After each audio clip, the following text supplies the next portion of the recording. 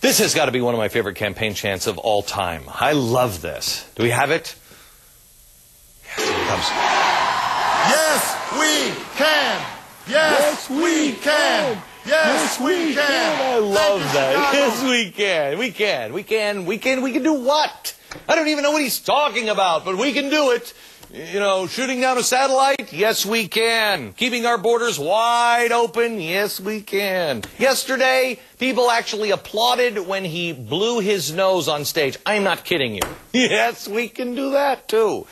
As it turns out, Obama's actually not talking about any of those things. The real story is that if you actually read his detailed economic plan that Obama finally released, I believe what he's actually saying is, yes, we can move this country towards a Soviet-style redistribution of wealth.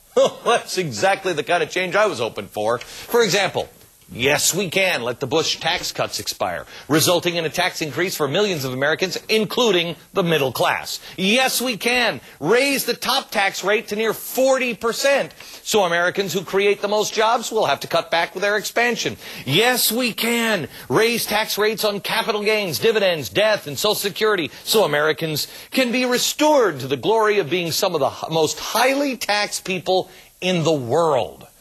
Critics of Obama love to say that he's all style and no substance. I think that is absolutely untrue. He's got tons of substance. It's just those pesky things like classic big tax liberal policies that are getting in the way of the illusion that's being created.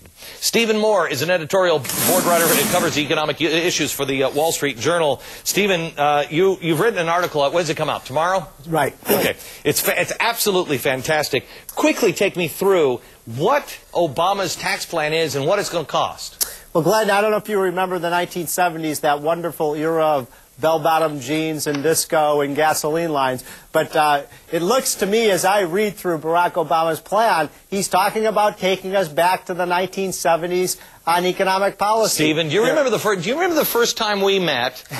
We met backstage at an event, and I said, I think we're headed towards the 1930s, and you said we're headed towards the 1970s. Yep. In your own paper today, on the cover, stagflation. Right, and people will remember stagflation is the combination of high unemployment and high inflation. And it looks like, I don't want to be apocalyptic, it looks like right now we're headed that way. And Barack Obama would make things worse, because what he's talking about, as you pointed out, is almost every important tax rate would go up to the highest rates they've been since the 1970s. Okay, but if one thing, Glenn, if you put in place his whole program, the highest tax rate in the United States would go up to 52%. If you live in a state like New York or New Jersey, you're talking about 60% tax rates. Or I mean, California. you just can't do that. Or California, too. Look at what we just talked about with California a second ago. These cities are crumbling. You know, right? And I was listening to your conversation, which was right on the mark, and you asked the question, is California going to bail out the city of Vallejo? It can't. You know why, Glenn? Because California is $16 billion in debt. They don't have the money to do it either. You and I both know all of this stuff is going to be dumped onto the federal government. And Barack Obama is an FDR kind of guy. He's going to say, bring it on. There again, where's that money going to come from? We're already $400 billion in debt at the federal level. Now, the thing that Barack talks about, you know, when he talks about, yes, we can, is he keeps talking about saying, we're going to bring jobs back to America. We're going to punish those Benedict Arnold corporations who are moving their facilities overseas. But if we're raising taxes here and other countries are cutting taxes, how is that going to bring jobs to our shores? And it doesn't make a lot of sense. And don't talk to me also about, you know, wrapping yourself in the American flag. All these Republicans, he's calling them patriotic companies. This is the plan. That's what it's called.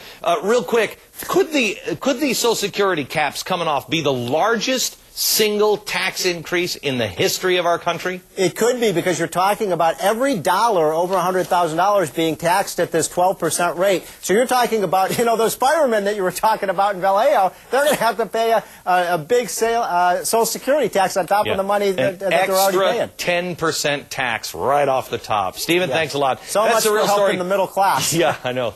Is that 200,000 isn't middle class? you, sir, he's an elitist.